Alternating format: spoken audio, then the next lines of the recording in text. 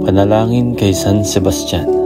Sa ngalan ng Ama, ng Anak, at ng Diyos Espiritu Santo. Amen. Maluwalhating martir na San Sebastian, kawal ni Kristo, at mabuting halimbawa ng mga Kristiyano, kinakailangan namin ngayon ng iyong pamamagitan. Sa trono ng Panginoong Hesus at ating tagapagligtas, na pinag-alayan mo ng iyong buhay, namuhay ka ng may pananampalataya at pagtitiis hanggang sa wakas. Hilingin mo kay Jesus na maging mga saksi kami ng pag-ibig ng Diyos. Masugid kang naghintay at nakinig sa mga salita ni Jesus.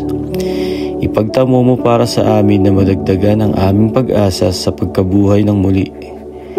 Namuhay ka dito sa mundo ng may pagkakawang gawa. Ipanalangin mo kay Jesus na dagdagan pa ang aming pag-ibig para sa aming kapwa.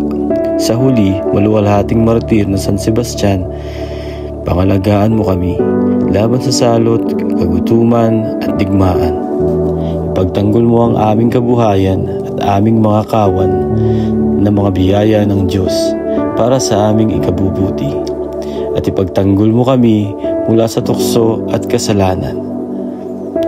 O makapangyarihan at maawing Diyos, balingan mo ang aming mga kahinaan at yamang ang bigat ng aming masamang gawan.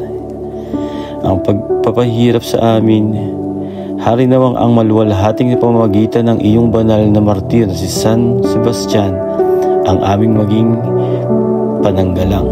Nabubuhay ka at naghahari sa pamamagitan ni Jesucristo, aming Panginoon, kasama ng Diyos Espiritu Santo, bilang iisang Diyos sa daigdig na walang hanggan.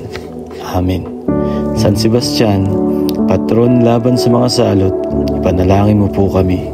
Sa ngalan ng Ama, ng Anak, at ng Espiritu Santo. Amen.